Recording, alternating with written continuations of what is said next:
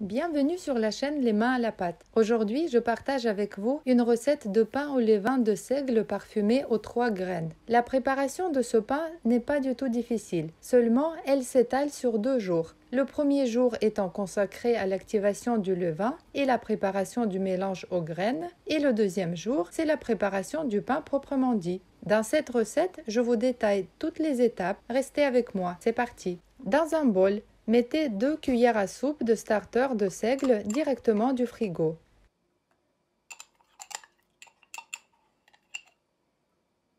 Rajoutez 90 g d'eau. Mélangez jusqu'à dilution complète du starter. Si vous avez à votre portée seulement du starter de blé, il fera également l'affaire. Le résultat final sera sensiblement le même. Rajoutez 90 g de farine de seigle. Mélangez de nouveau. Refermez le bol et laissez reposer pendant 6 à 8 heures. Après ce temps, nous allons rafraîchir le levain une deuxième fois. L'activation est bien lancée. Vous voyez, le levain contient déjà plein de petites bulles d'air. Seulement, sa quantité n'est pas encore suffisante. Rajoutez donc 90 g d'eau et 90 g de farine de seigle. Mélangez énergiquement. La masse obtenue est très collante. C'est normal. C'est propre à la farine de seigle. Refermez le bol et laissez reposer pendant encore 6 à 8 heures. Maintenant, nous allons préparer le mélange des graines. Pour cela, versez sur une poêle chaude 50 g de graines de tournesol. Mélangez jusqu'à ce que les graines commencent à crépiller. Rajoutez 50 g de graines de sésame. Laissez griller pendant 1 ou 2 minutes tout en mélangeant de temps en temps. Quand l'odeur des graines grillées commence à envahir votre cuisine, coupez le feu et transvasez les graines dans un bol. Rajoutez 50 g de graines de lin et 150 g d'eau.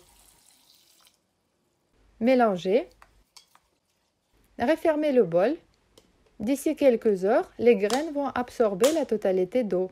Au bout de 6 heures, le levain est prêt pour commencer la préparation de la pâte et sa quantité est maintenant suffisante. Regardez tous ces bulles d'air qui le traversent et le rendent bien aéré et poreux. Je sens qu'on va obtenir une pâte parfaite grâce à ce levain.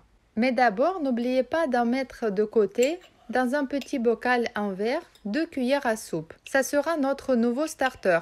Il faudra le placer au frigo. Transvasez le reste du levain dans un grand bol.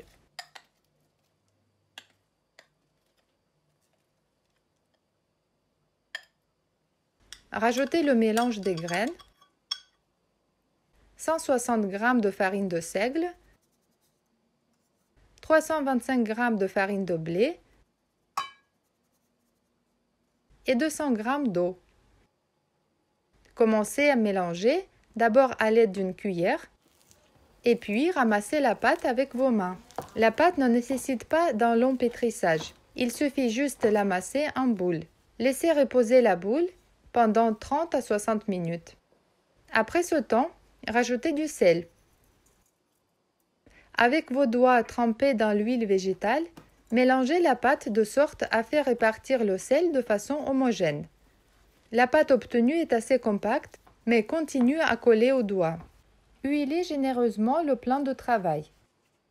Déposez dessus la boule de pâte. Étirez-la en forme d'un rectangle. Pliez le rectangle en enveloppe. Puis formez un pâton comme ceci.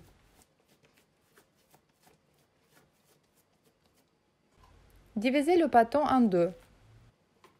Et refaites les mêmes gestes avec chacune des moitiés.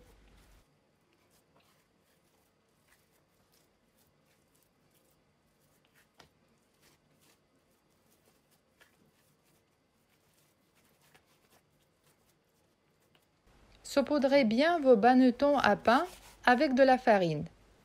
Déposez-y les pâtons de pain.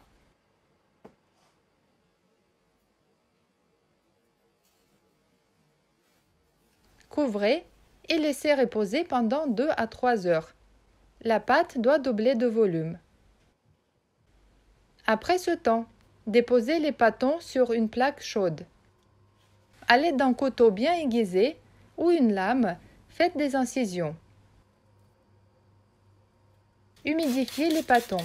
Cette étape permet d'obtenir une croûte bien croustillante. Enfournez dans un four préchauffé à 230 degrés. Les 10 premières minutes de cuisson sont à 230 degrés. Puis, il faut baisser la température à 200 degrés et continuer la cuisson pendant encore 35 à 45 minutes. Et voilà, notre pain est prêt. J'adore ce moment quand il sort du four. Parfumé, appétissant, doré et arrondi. C'est vraiment un moment merveilleux, presque magique. Le pain est encore très chaud et il faut le laisser refroidir sur une grille de préférence afin qu'il garde son croustillant.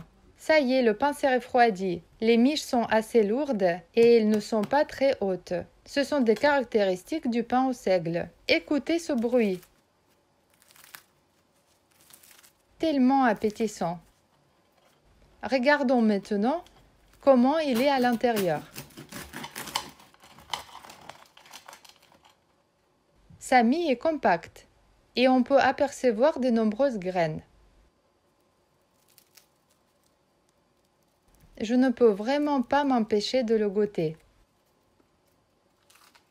Bon, il est très bon, tellement parfumé et croustillant. Je serais ravie si cette recette vous ait donné envie de l'essayer. N'hésitez pas à partager vos impressions dans les commentaires au-dessous de cette vidéo. Sachez que ce pain se garde très bien au congélateur. Bon appétit et portez-vous bien. Si vous avez aimé cette recette, pensez à mettre un like et à vous abonner à ma chaîne pour ne pas manquer d'autres vidéos. À très bientôt.